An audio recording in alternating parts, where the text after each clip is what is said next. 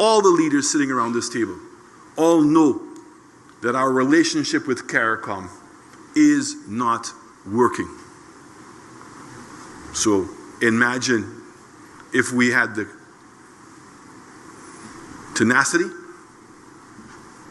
to pull out of CARICOM.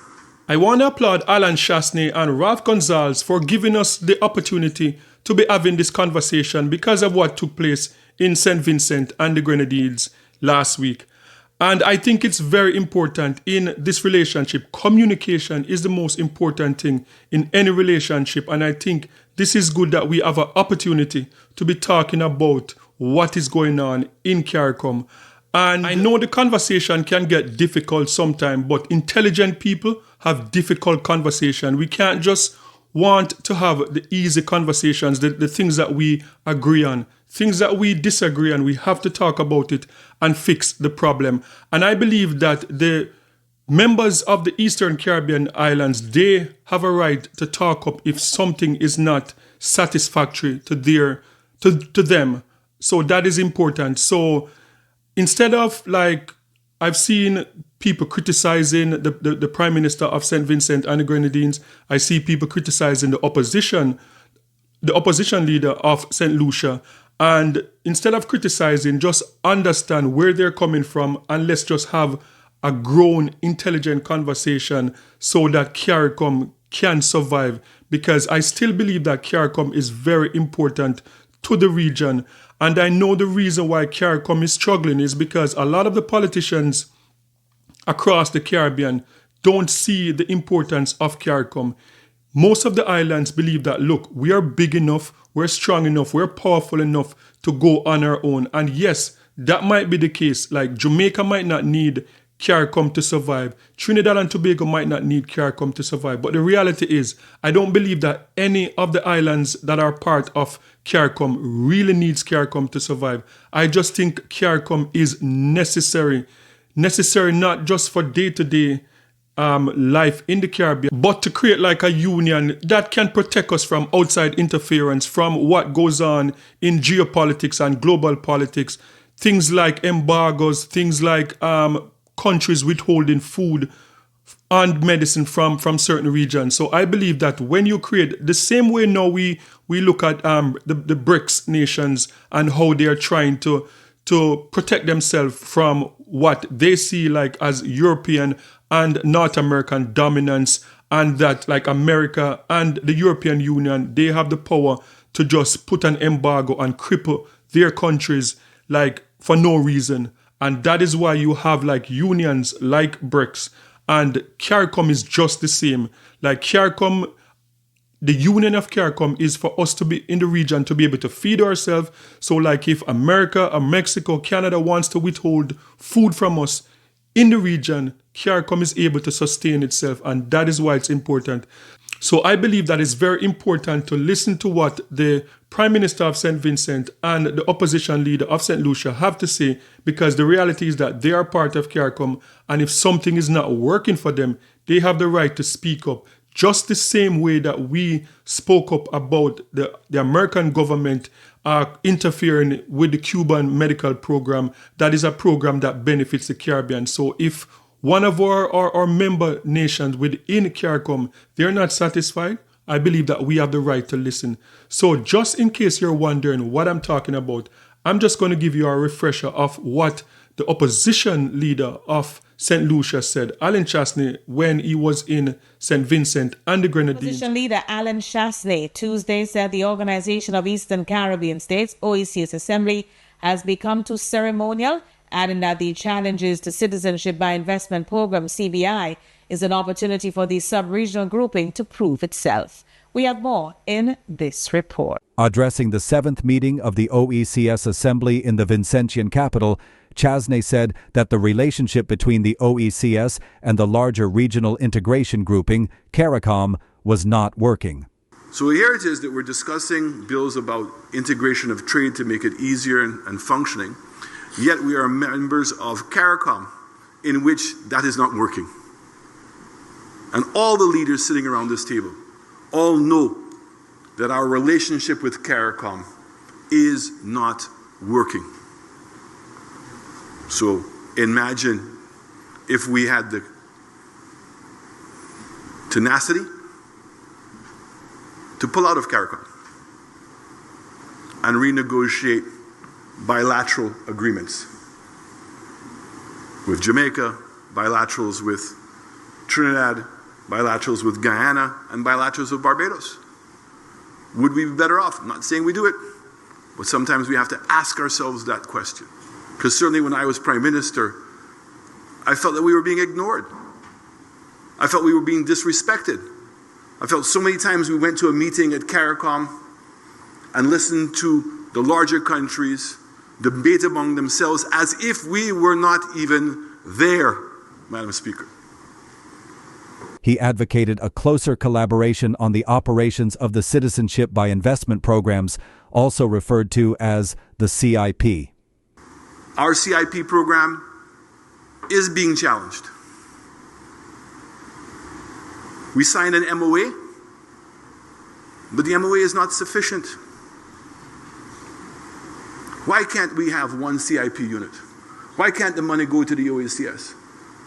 Why can't we use some of the CIP monies that we're collecting to strengthen the integration of the OACS? Okay, so that was the opposition leader of St. Lucia. And as I said, I believe that this is very important, that the members of CARICOM need to listen to what the members from the Eastern Caribbean islands have to say about what they don't like about the arrangement in CARICOM, because I think it's very important, and I still believe that CARICOM, there's a benefit that we can gain from CARICOM.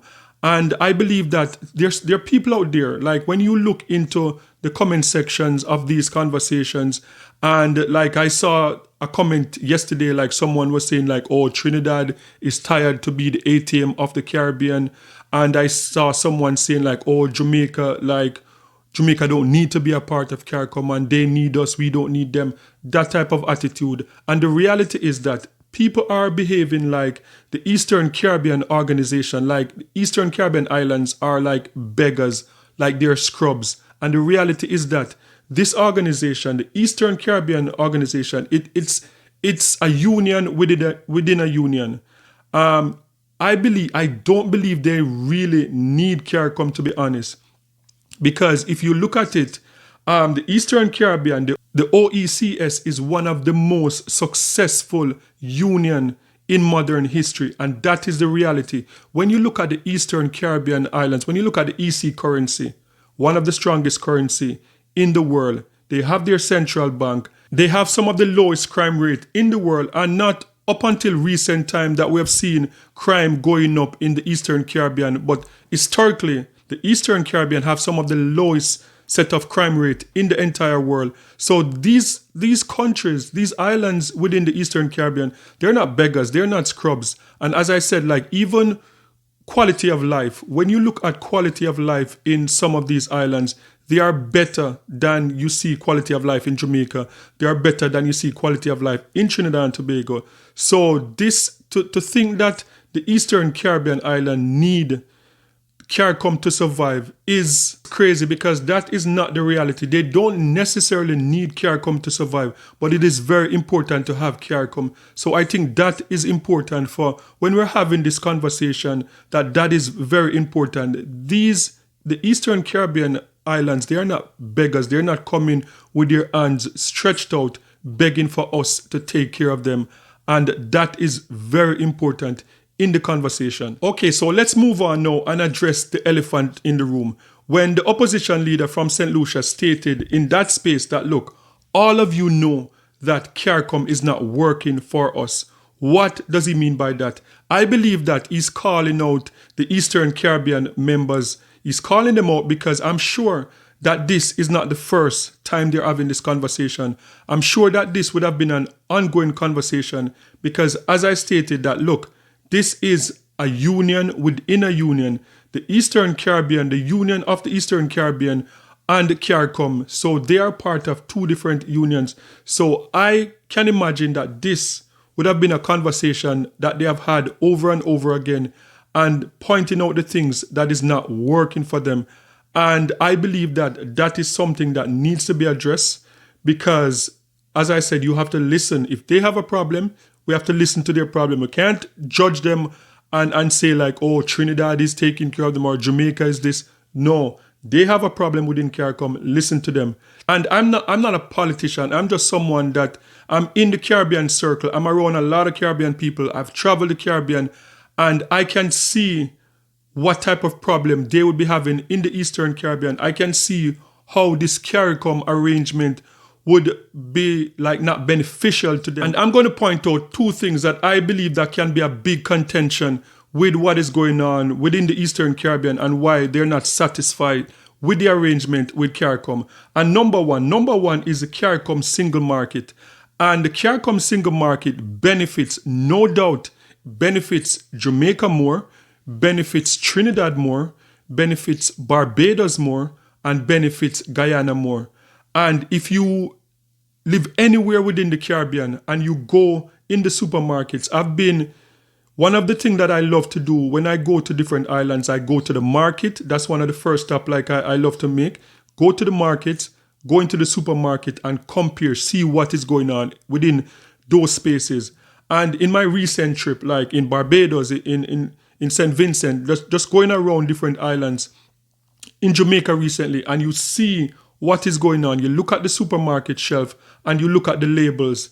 And overwhelmingly, when you look at the labels, like you'll see a lot of Jamaican products within the Caribbean, within the Eastern Caribbean.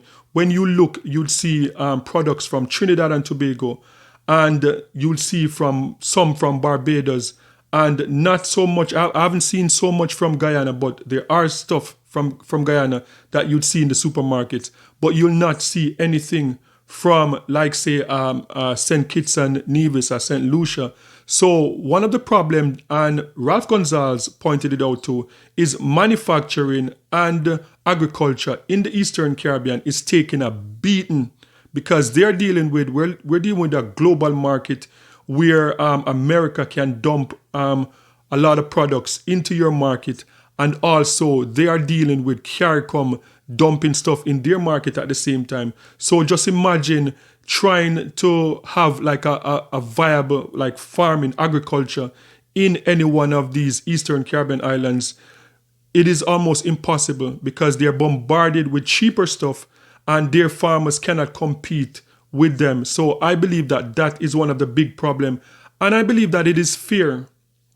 It is fair for the leaders from the Eastern Caribbean to ask, to see that CARICOM would address that, and CARICOM would want to put protection to protect their farming in the Eastern Caribbean, to protect whatever small manufacturing they do within the Eastern Caribbean. I believe that it should be protected because at the end of the day, the Eastern Caribbean, they can't just be like a service nation. They can't just depend on tourism for their livelihood. They need farming and they need manufacturing. So I believe that is a big problem within the Eastern Caribbean and it should be taken care of.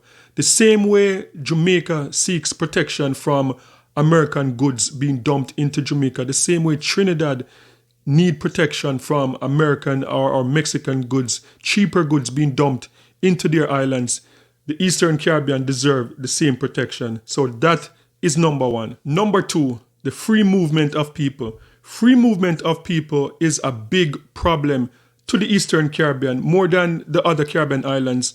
And when, like, living in Jamaica, like, I think I've met people from Barbados. Like, if you go to the University of the West Indies, probably you're going to meet people from different Caribbean islands.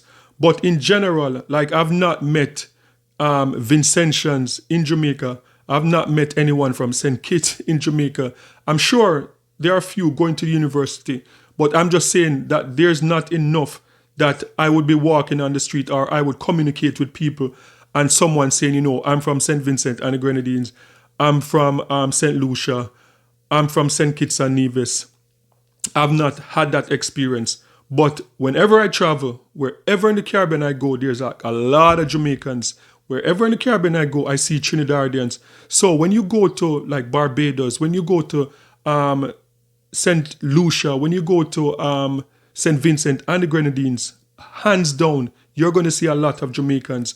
So I believe that this is a problem. The free movement of people is a big disadvantage to the Eastern Caribbean as opposed to like places like Jamaica, places like Trinidad, places like Barbados. And I know that Trinidadians are going to say, look, a lot of Vincentian people work in Trinidad. I understand that, and I know that that is a reality. A lot of Vincentians are in Trinidad.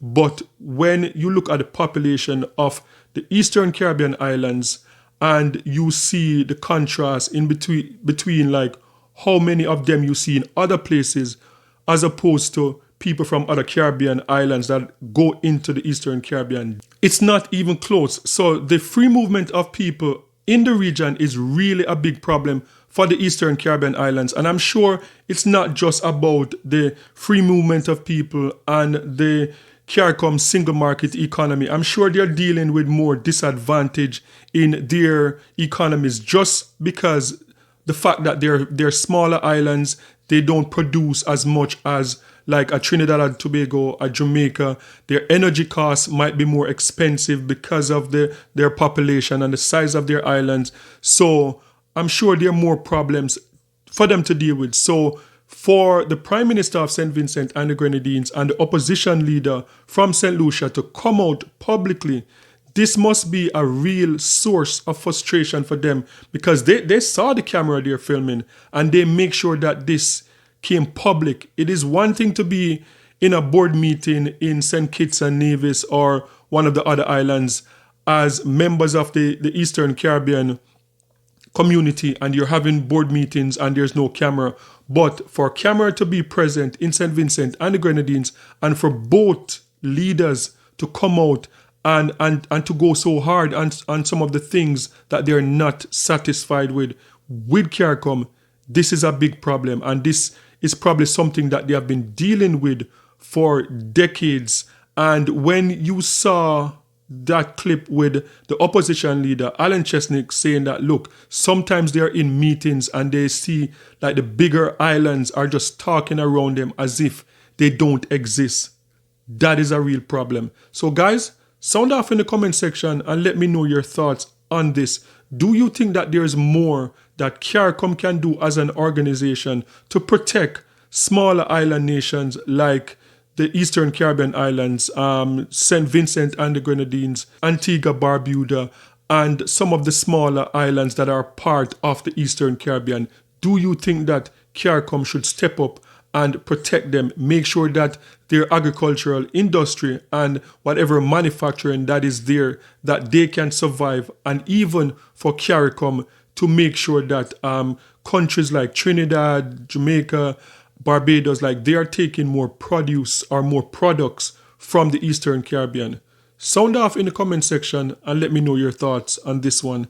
And don't forget to like, share, and subscribe for more amazing content. And remember, peace. I'm out.